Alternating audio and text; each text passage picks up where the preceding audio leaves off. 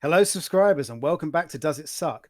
The Beyond the Box Office podcast series where we trawl the dark, dank depths of the Internet Movie Database user reviews to find one-star reviews for movies widely considered, if not universally considered, to be absolute classics.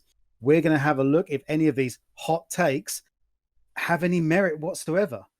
I mean, can a one-star review of Ghostbusters 1984 have any merit? I have no idea. We're going to find out.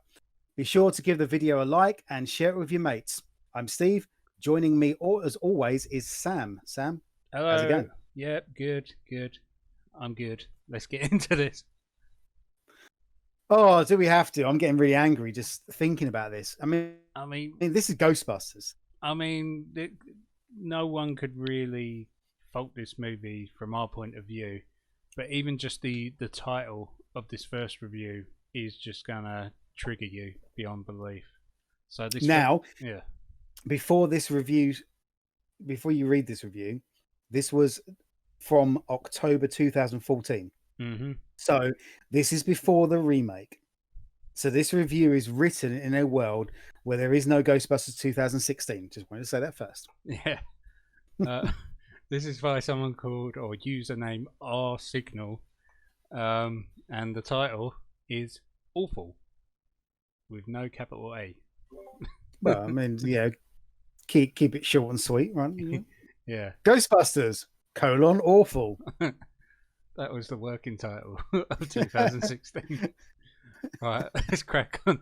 I remember not liking this movie as a kid, but all my friends liked it. I have several adult friends who can recite lines from this movie, so I watched it again recently. I can't believe how strongly I disliked it. I actually tuned it out halfway through and read books/magazines while it played, then paid attention again during the final scene, which I'd specifically remembered from childhood. Okay, yeah, okay. So, what kind of a kid doesn't like Ghostbusters? And what kind of a person? So this was 30 years. The math on this is right. 30 years after. So let's say this that is actually 30 years after. Yeah, so let's say that this guy was maybe what? Let's give him the benefit of the doubt. He's 8 years old when Ghostbusters came out. I don't know. Let's This just say he's reads 40. like someone who was minus 8 years old when it came out. Okay, so let's just say he's 40 years old now. 30 years, because he's, by the sounds of it, he hasn't watched it since it originally came out. Because he spent 30 years of people saying how they love Ghostbusters, they're saying lines. So one day, 30 years later, he's like, you know what? I'm going to watch Ghostbusters again. What? And after that, I'm going to leave a review on IMDb. I love the fact that, I mean, how could you give an honest opinion on a film if you didn't even bother to actually sit there and actually engage with it and watch it? You picked up a book or a magazine. Which one was it? Which one was it? And which was it? Was it a book or a magazine, or was it books and magazines? I mean, to be fair, it's not a long film. Maybe it's a very tight film. Maybe that's why it took him, like, he didn't like it, because he had the film on super slow motion. That's how he had time to read books and magazines. God, this film's going nowhere. I mean, okay, so let's have a think. So Ghostbusters.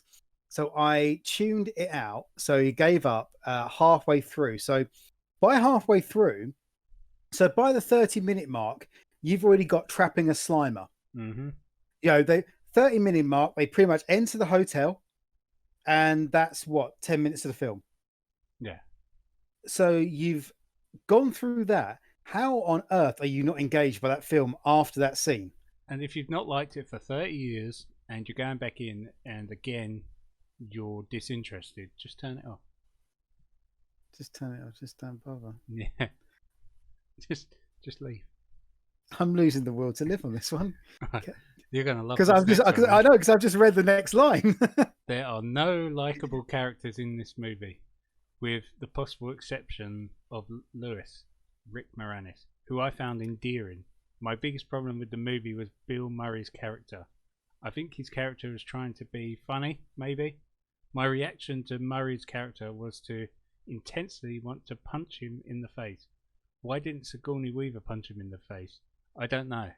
Why did the overworked secretary, Janine...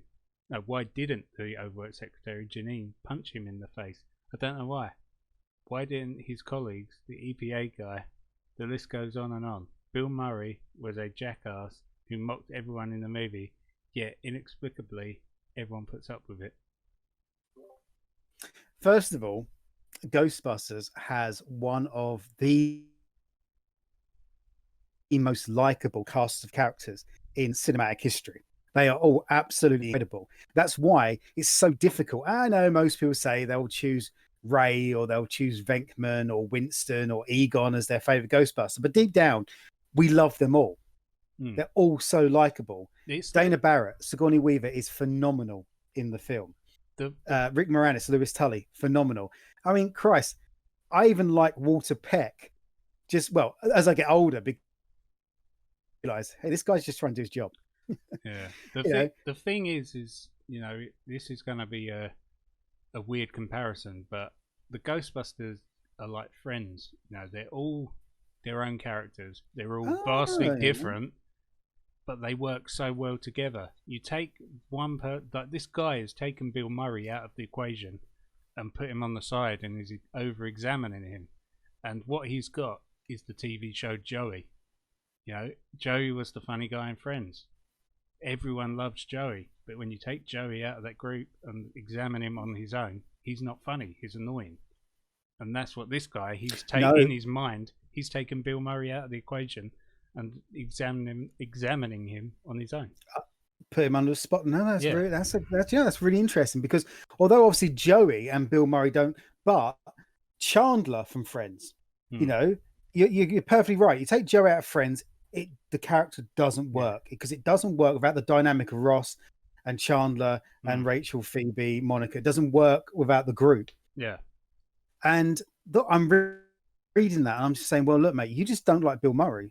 If you don't get Bill Murray's dry, sarcastic, or basically dickhead humor, because that again, like we said last episode about Bill Paxton is Hudson. Hudson is Bill Paxton. Peter Venkman is just Bill Murray. Yeah, that's who Bill Murray is. He's one of the nicest guys in the world, but he's also one of the biggest dickheads at sometimes. He's a really nice guy because he just connects with people. He is not above himself, but he's dry. He is sarcastic. And if you can't take a joke, you probably don't want to hang around with Bill Murray. I just had to have a look to see if this guy had reviewed any other Bill Murray movies. He didn't, but he gave The Dark Knight 1 star as well. So fucking. Oh, gave The Dark Knight 1 star. This could be a troll. Yeah, could be a troll. A lot of people. I mean, okay, Bill Murray. Yeah, again, Peter Venkman. He is that character because he's that. He's selfish. He's selfish.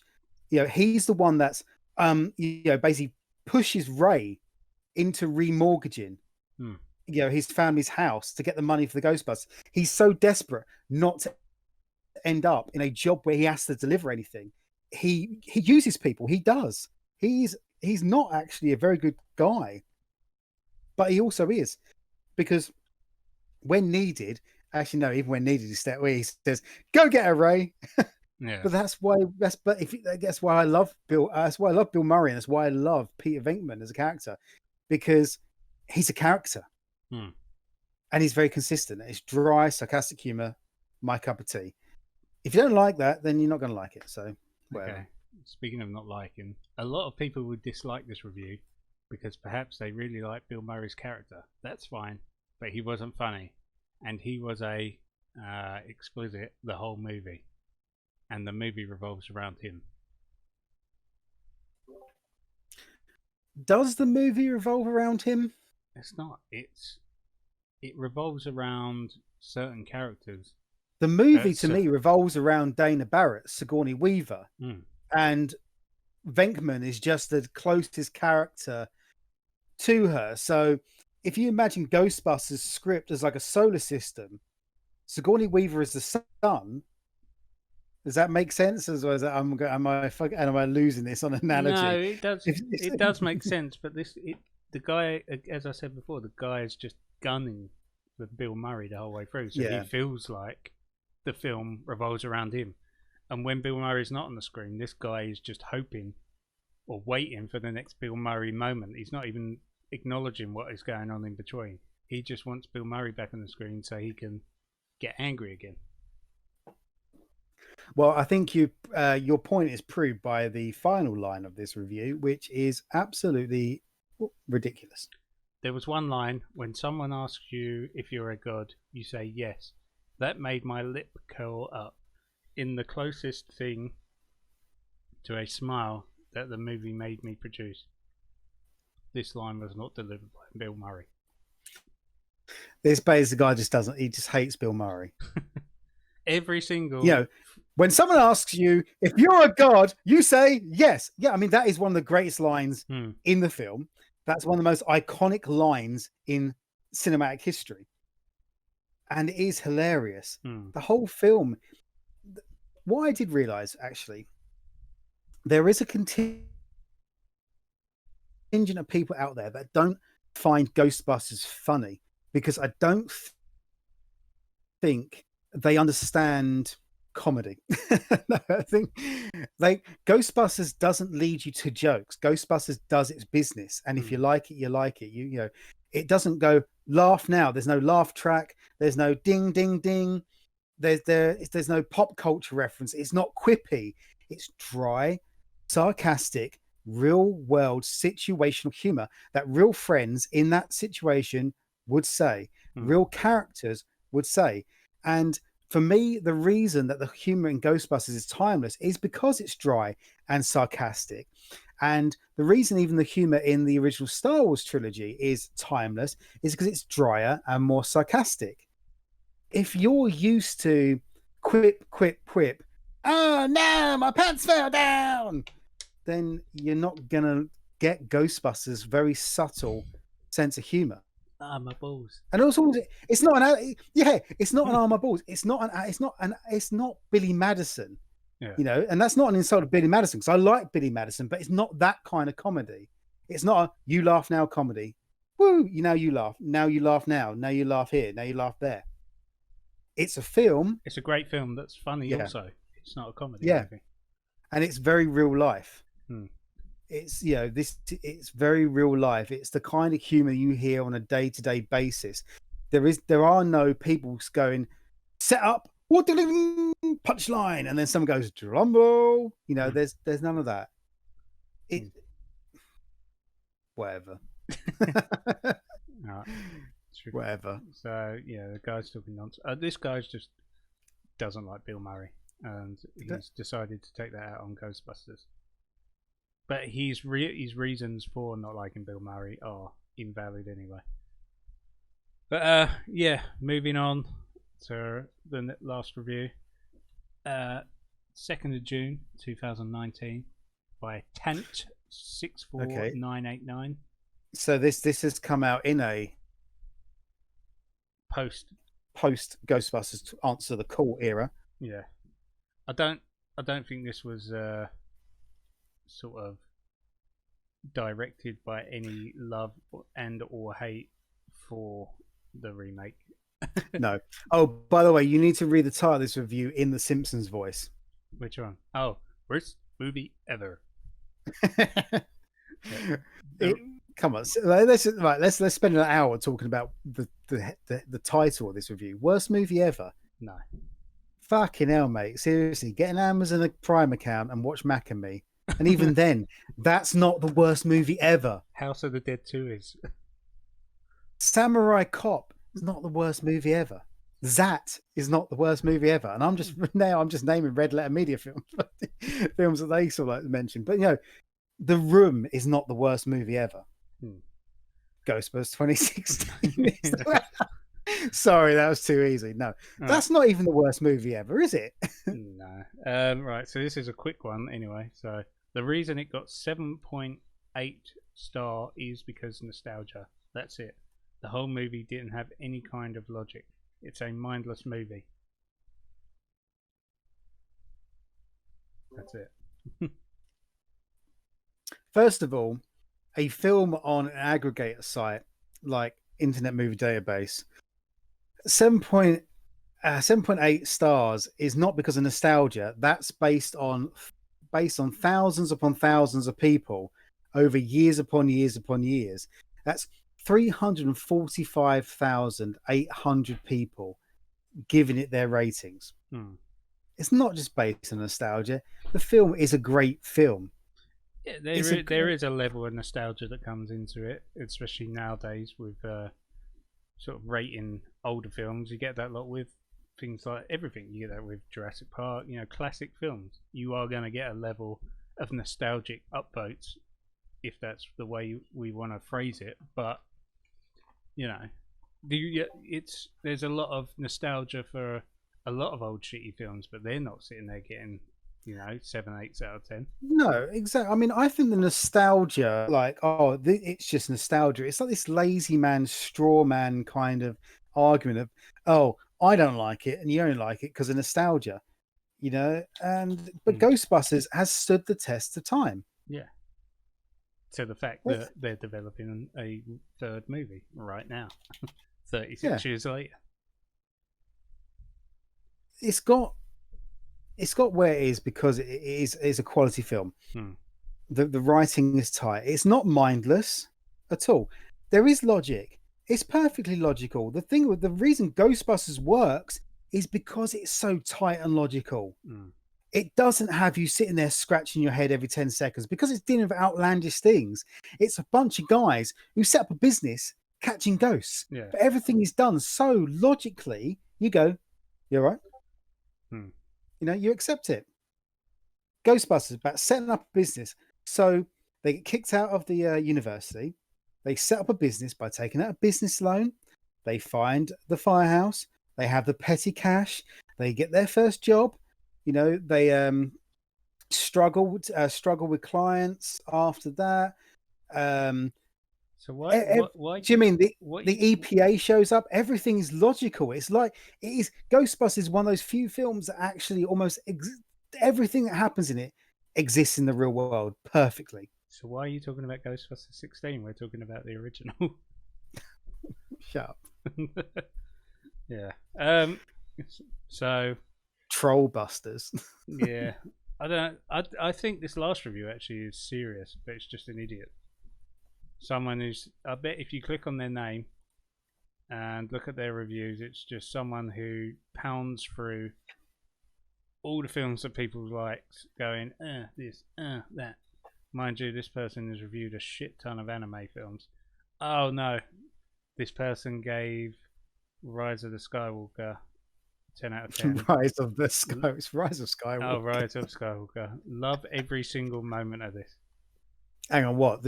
This the same person who wrote worst movie ever to Ghostbusters? Yeah, gave Rise of Skywalker 10 out of 10. Said love every minute of this.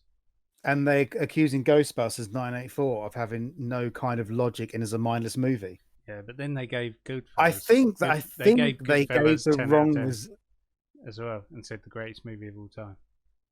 For what? Goodfellas. It's weird. Weird. They've got weird taste. It's weird. All over the place. Maybe this person, is a legitimate movie critic, but gets really, really fucking high or drunk sometimes and just writes shit. Or maybe just puts the wrong reviews on the wrong films. Yeah. Except Goodfellas. I mean, Goodfellas is a great film. Mm-hmm. All right. So, what do we think? Trolls? The first one's probably a troll. Actually, I don't think they are trolls. I said that, didn't I? The first one's just a Bill Murray hater, and the second one is just someone who gets angry with all his mates saying how cool it is. Yeah, I mean, I think the nostalgia thing is ridiculous because I could say that, well, any film is any idea of a film is clouded by nostalgia. Even a film you saw last week could be clouded by nostalgia. It could be clouded by the heat of the moment, the experience of the time. Mm-hmm. So anyway, Ghostbusters 1984, does it suck? No, of course it doesn't. It's, as everyone says, it's lightning in a bottle. It's it's a masterpiece. Mm-hmm. You know, and I know we use the term masterpiece a lot, but these films, because no film's perfect, but I don't use the but phrase masterpiece a lot. You've used it in every single review, yeah, every one no, of these. I know we use it a lot. Mm. You know, it, okay, okay. A masterpiece doesn't have to be a perfect film. Mm. Because you're never going to get a perfect film, because even Jaws isn't a perfect film, because you're never going to have the technology at hand all the time. You're not going to have the budget you need. You're not going to have the time you need. But what you need to do is, to be a masterpiece, is deliver the absolute best you can get with what you've got. So Ghostbusters is a masterpiece. It does not suck.